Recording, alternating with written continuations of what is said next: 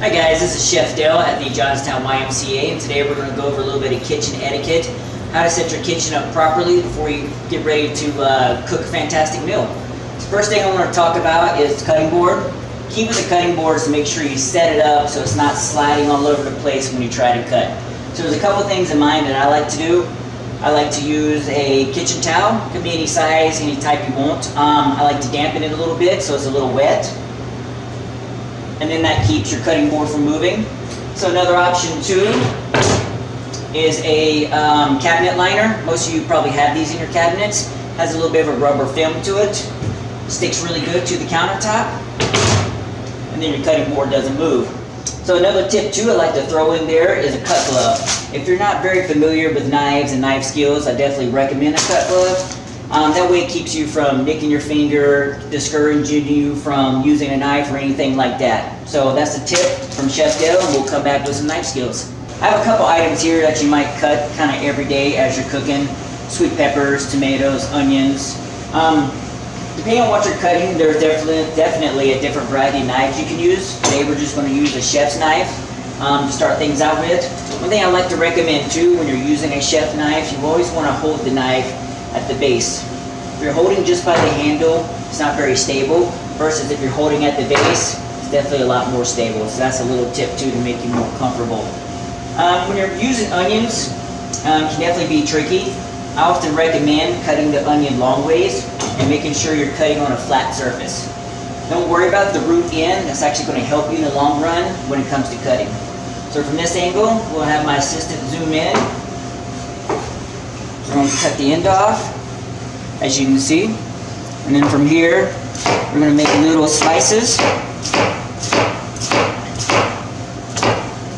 Always keeping your thumb tucked under.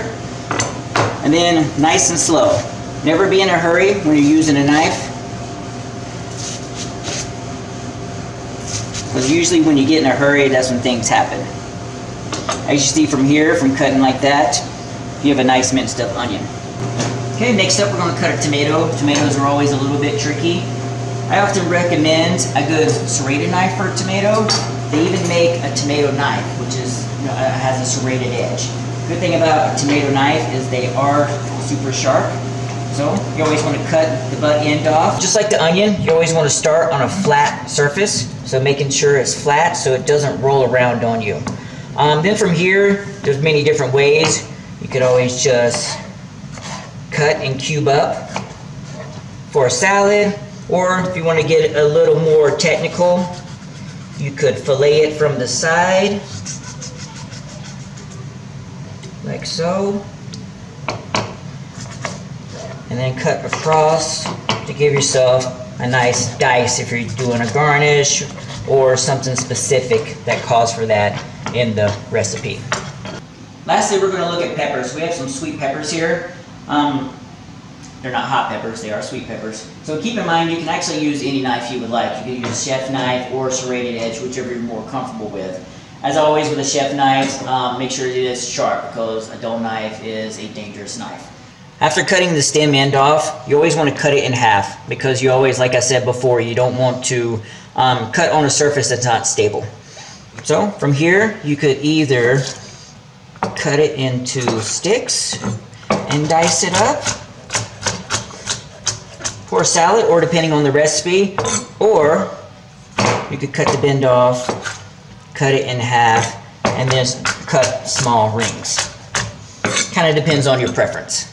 Hey guys, thanks for watching our fundamental video. Hopefully in the future this helps you to be a little more comfortable in the kitchen, whether it be knife skills or recipes.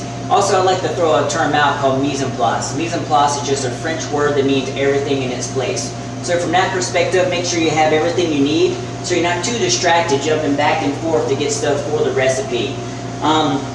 With that being said, don't be afraid to enjoy the journey to, explore new recipes, to make your food in-house, fresh vegetables, fresh fruits are going to help fuel your day, fuel your workout, and also just help you feel better throughout the day, increasing your overall output.